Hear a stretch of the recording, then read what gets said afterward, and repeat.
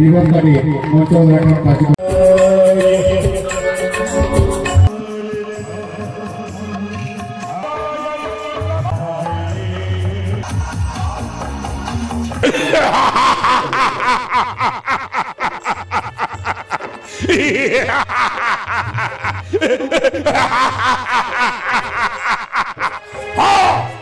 देवकीर अष्टम गर्भ सन्तान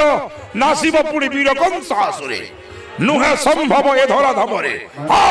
प्रेरण करिथिली मुदना नासिची दुग्ध पान छळे हेले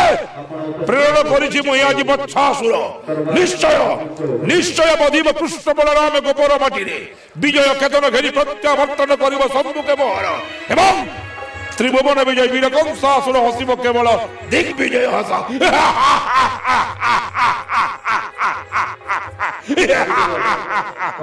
मंच के बहुत अभिनेत्री अभिनेता माने आवे बहुत इटा 5 बरस धरिक इटा चललान और इनके बड़ बड़ कलाकार आवे और सुरुखुरु केमती हवा मुई आमर अंचलवासी के